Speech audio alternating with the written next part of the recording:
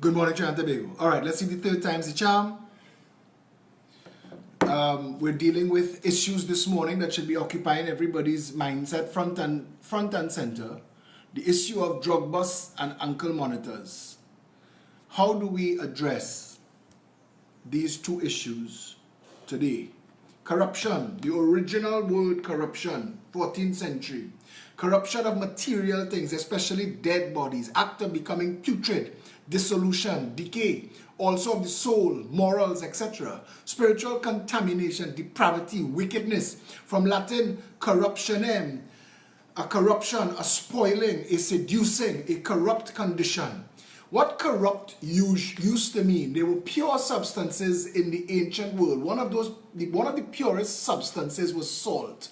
Salt was used as the measure for every substance's purity. That's why your salary is named salary. It came from the word salt. We're not going to get sidetracked today. We're going to deal with these issues and the corrupting of Trinidad and Tobago. But I want to touch on, before I go into the issue of the ankle bracelets, I want to talk about this miraculous drug bust that the media have us believing that Commander Kelshaw, no less, led an operation into a tanker where they knew exactly where to go in a hidden bunker inside the fuel tank that needed detonation to access. Now that begs so many questions. First of all, Commander Kelshaw, stay in your lane. You see just what y'all did there corrupted that story. Just y'all trying to pretend that y'all function as a real Coast Guard. Because if the United States Navy wasn't in our waters, our drugs passing. And if you didn't get a tip-off, that drug's passing. So that's the story. That the Trinidad and Tobago Coast Guard was handed a drug bust. Now I would like to know, of the $600 million worth of cocaine that was found in Monas. What happens to the drugs after we find it? After it is no longer a Guardian media story. After all the badges have been given out and all the accolades have been given. What happens to the actual drugs? Do rats really eat them? Or do they find their way to their original destination? And you have to account for it. All of you who led the daytime, the nighttime, the raids, all of you who jump into the ship and rappel down and did all the detonating and all that, okay, it's not your job. You hand it to the police. Police hand it to somebody. That somebody have to account for it continuously in a country that is putrid and decaying from the top down. Where's the $600 million in cocaine from Monas? Has that ever been accounted for? Has it?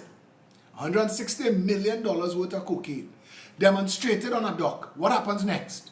What should happen next is, it is tested, it is documented, all parties sign off, we accept and we agree, we stipulate that cocaine of X purity wise, we'll keep a small sample of it and we will destroy the rest publicly in a country that's a narco state.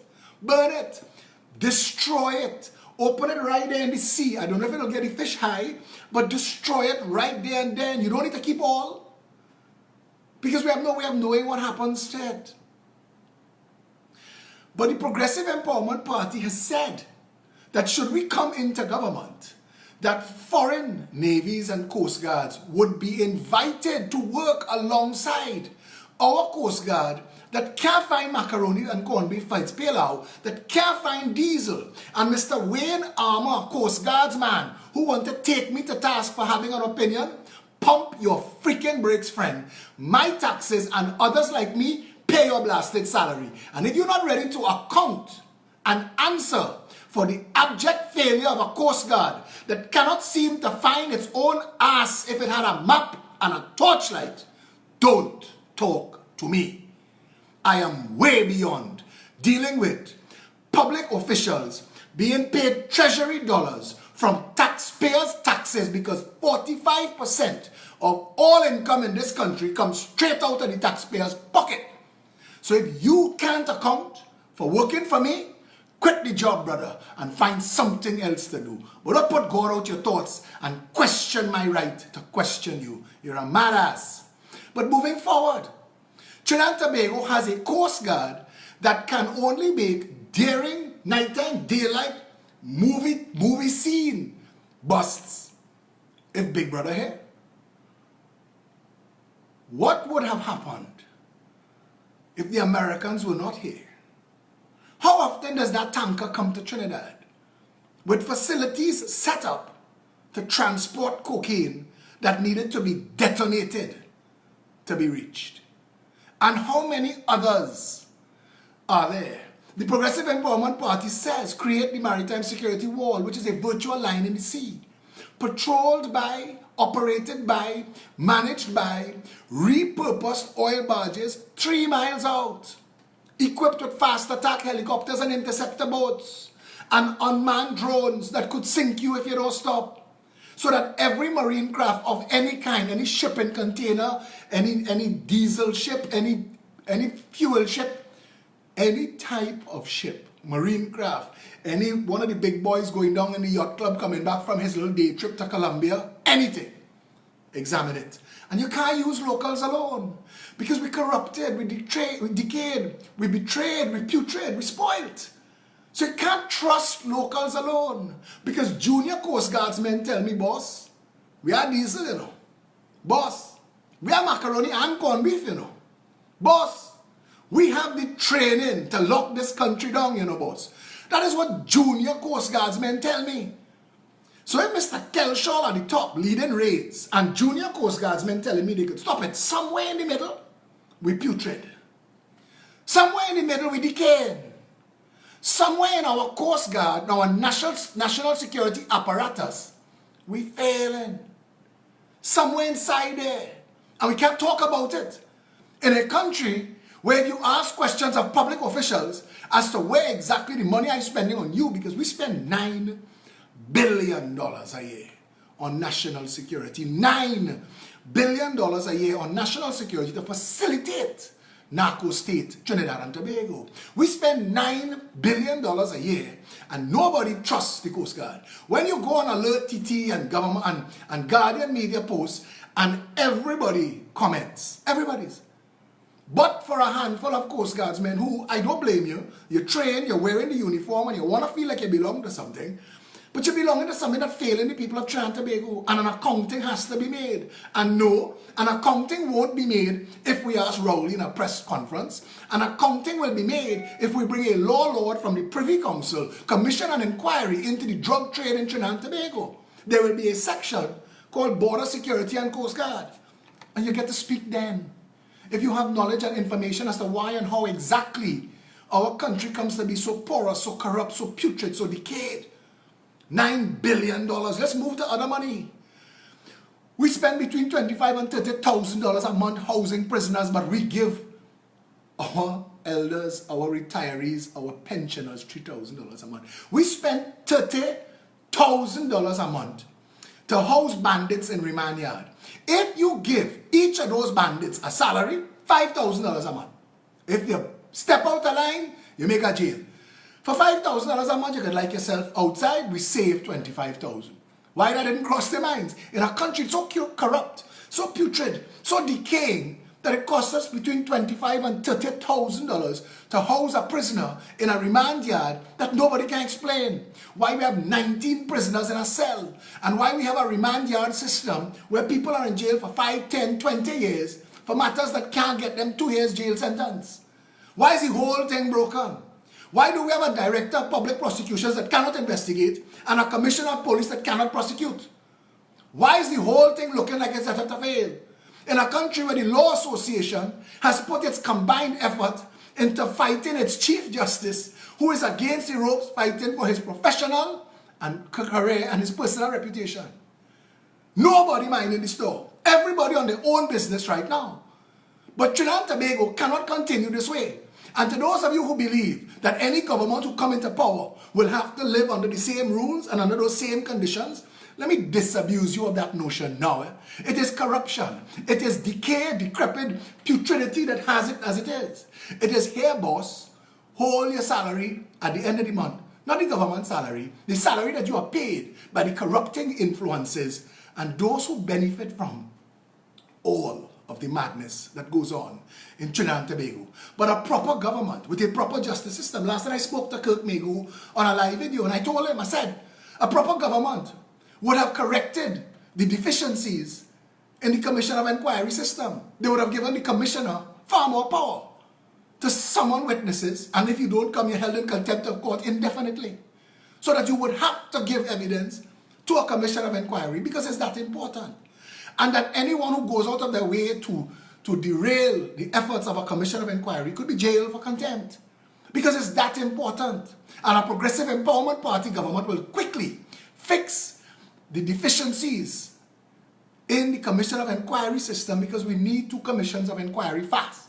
A Commission of Inquiry into white-collar crime in Trinidad and Tobago, and a Commission of Inquiry into the drug trade in Trinidad and Tobago. And those two commissions of inquiry alone, that's all you need to find all of the white-collar, high-class bandits in Trinidad and Tobago. Mercedes-Benz, BMW, and Porsche will lose a lot of customers, and plenty will go on the market to auction, as would houses in Fairways, Goodwood Park, Gulfview, and Valsayn. Because there are a lot of people in Trinidad and Tobago living high on the hog that cannot answer for their money. Like our Attorney General, Faris Al-Rawi, who has corrupted the office of Attorney General. Him and his Nahus in-laws have used Faris's position up inside PNM to defraud this country, and there is nobody in the UNC and nobody in the PNM to stand up for the people of Trinidad and Tobago. So all you need, if you are the Nahus family, is a plant like Faris Al-Rawi. Give him a big work, run money to the PNM, and you're sure to get it back in rentals for buildings the state does not need, at prices it should not pay, for purposes no one understands. So Nahus building buildings knowing that a lease coming. How wild and enjoyable is that? Trinidad and Tobago. How is it that the opposition leader, Kamla Persad-Bissessar, cannot say Aboud's name? How come?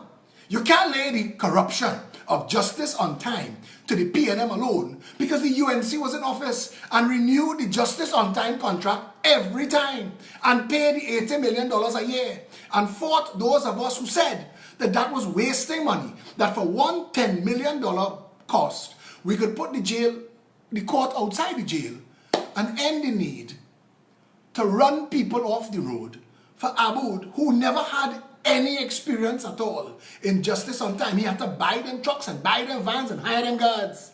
He had nothing but an intention and a contract. It's not like he repurposed his justice delayed fleet to justice on time. No. It had to be set up based on a contract, like how Nahus built a building based on a coming lease. And that is corruption. And we are a corrupt and broken country, putrid and decayed. So now, the same Aboud, who has no experience in the ankle monitoring business, is going to be paid $27,000 a month to run the slave catchers unit, because the police can't do it. So now it is more expensive to take somebody out of remand yard at $25,000 a month to house and feed, and put an ankle monitor on him and let Amalgamated track him.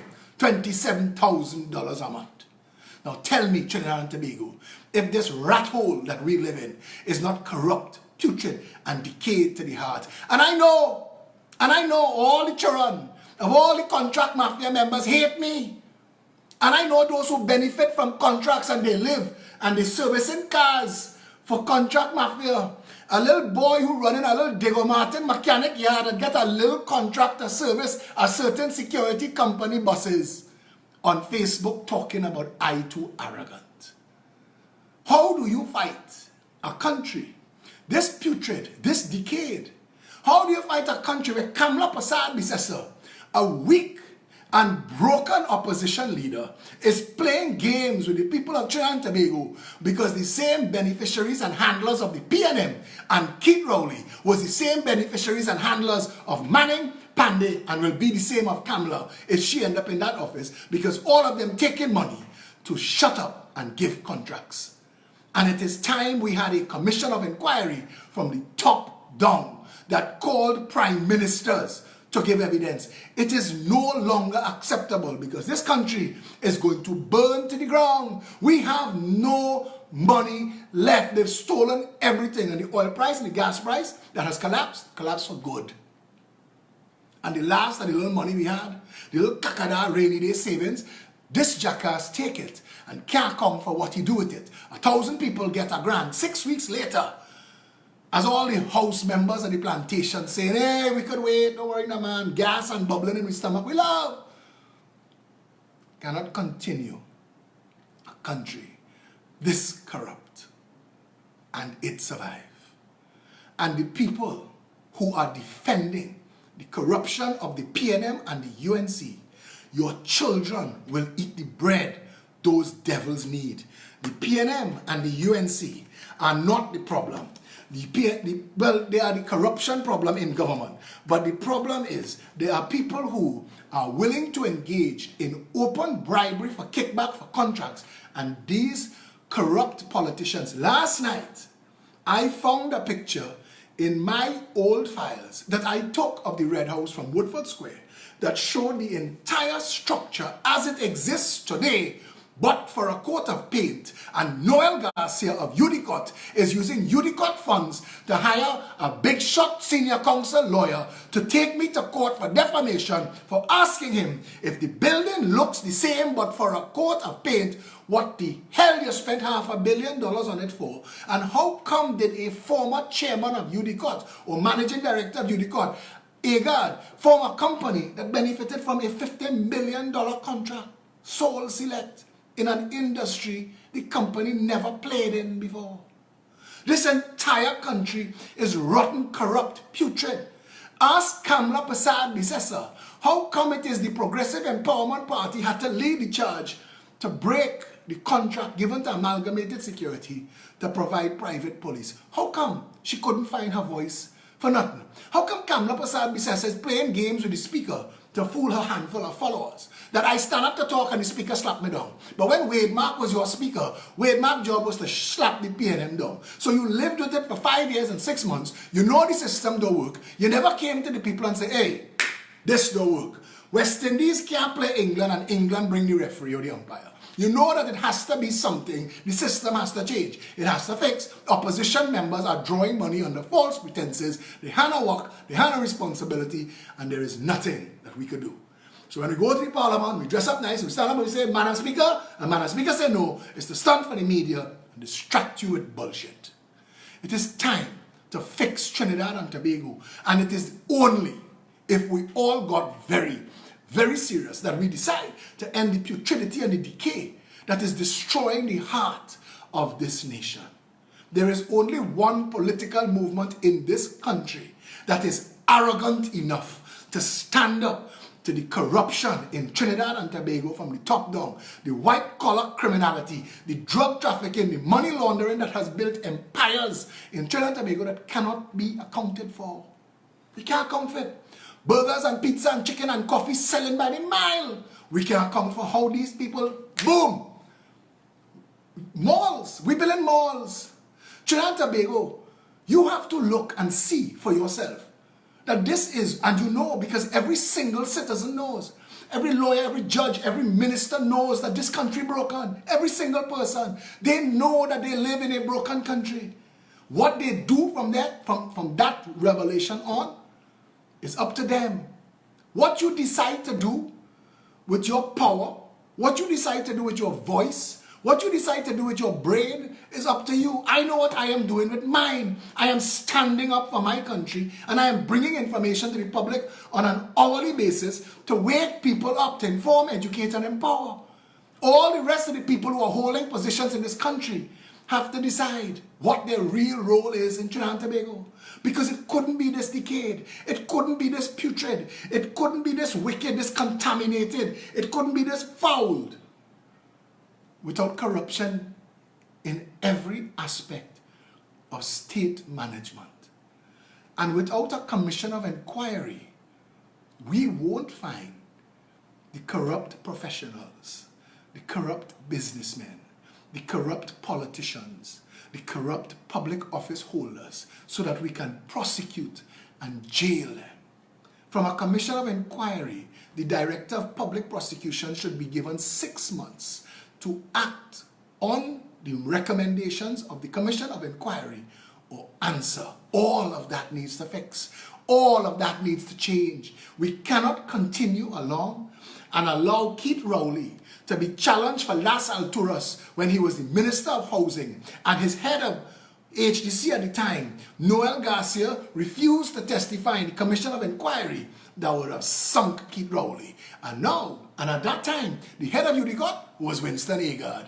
Guess who is the three players in the Red House? Keith Rowley as line minister, musical chairs, Noel Garcia as head of UDCOT, Winston Agard pressed into service now as contractor. Let's cut out the middleman. We live in a country that is putrid, and I have to go to that court and answer for every case they bring against me for defamation. And every single case they bring against me for defamation is me asking on behalf of the people of Trinidad and Tobago, how the hell might this be so? And I know judges are going to get accustomed to seeing my face being sued for defamation on behalf of the people of Trinidad and Tobago. And at some point, some judge is going to ask, how can this be? How can this court be used to silence a citizen whose only role in the conversation is to ask questions that are overdue for being asked? How did we end up with justice on time contract? How did Aboud get that contract when the Prison Officers Association said they were not consulted, they did not want it, it came like a thief in the night? So how did we end up with it? And how did it stay? And Kamla Persad-Bissessar, Keith Rowley, Patrick Manning have to account for that. And every cabinet minister in both of those governments are equally tainted if they don't use their position to raise the question, Mr. Prime Minister, Madam Prime Minister, my reputation and my integrity are on the line. What are we doing with this justice on time contract that makes no sense on paper and in reality?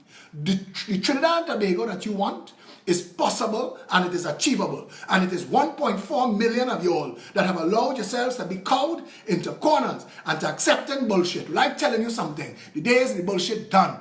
We need a better Trinidad and Tobago. You need to get arrogant. You need to get angry. You need to cuss. You need to say this is blasted shit and we're not accepting this no more. Because until you find yourself to care that much, I tell you, your children will learn how to suffer and how to beg. Because a country this wealthy, that should be the wealthiest, richest country in the world, where your grandchildren should have the highest standard of living on the planet,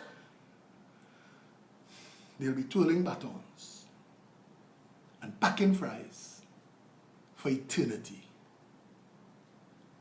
We are not here to play the game that the PNM and the UNC are playing. Kamla Persad-Bissessar knows that Red House didn't cost $500 million. But Kamla Persad-Bissessar can't talk because the same beneficiaries of UDCOT and the people pulling the strings of UDCOT benefit when Kamla Persad-Bissessar was the Prime Minister, and she cannot talk. She is just as complicit as the rest of them. The UNC and the PNM have questions to answer. Aboud and Elias and all the rest of them who sponsoring birthday parties in the Hyatt for government ministers and MPs, that have to stop. We need to disconnect who benefits from state funds and how close they could get. In the United States of America, there are lobby laws. In Trinidad and Tobago, you could literally go to bed with journalists and Minister of Communication and everybody cool with that. If you want a better Trinidad and Tobago, all of you, every creed, every race, every person, every height, every size, every Trinidadian and Tobagonian, if you want a better country, now is the last and best time. There will never be another opportunity. The Progressive Empowerment Party is not the Congress of the People. The Progressive Empowerment Party is not the ONR or the NAR. The Progressive Empowerment Party is a serious political movement built on wanting to raise all Trinidadians up to the right standard and make sure that everybody benefits from it. Last night I learned not only is Singapore the most competitive economy in the world, not only is Singapore 20 times our GDP, not only is Singapore one of the highest standards of living in the world to live, Singapore is now the #1 green space on the planet, that their cities have 50 species of wild animals living among citizens, that they have green space rules for you to build a building. Trinidad and Tobago has nothing. Singapore and Trinidad and Tobago got independence at the same time. And when Lee Kuan Yew came here to try and understand what Eric Williams was doing with the oil money, while he was trying to find $2 to strike and make 3, now we broken and corrupt. And Singapore, half the size of Trinidad and Tobago, is a first world developed nation. All of the information that you need are available to you. You have to choose to be ignorant. You have to choose to be deliberately corrupt. You have to choose to defend the cult. And if you do that, no problem. But know that you're not just choosing for you. It's like with COVID-19. When you go outside and you put yourself at risk, you put yourself at risk to everybody who come in contact with you. Well, it is the same thing with corruption. And it is the same thing with defending corruption. And if you're defending PNM and UNC today, know that you're setting apart for all your children and your grandchildren and your family and your loved ones and people that you are even thinking about to dance for water cannons in the future. Trinidad and Tobago is going to fail. And it is going to fail spectacularly if we, the people of Trinidad and Tobago, do not come together as one people under one flag and rescue it from the corruption and the white-collar criminality of the PNM and the UNC. Have the decency, have the patriotism to want a better country, because if you don't, we are going to have to live with the consequences of that inaction. I'm interviewing Atto Bolden tonight. We will be talking sports. I want to ask Atto if he wasn't into running, jumping and skipping like Shamfa Kujo. Because Shamfa run, jump and skip and get to be the Minister of Sport. Atto, who is training the fastest people in the world, who is a spokesperson for NBC, whose brand is an international brand.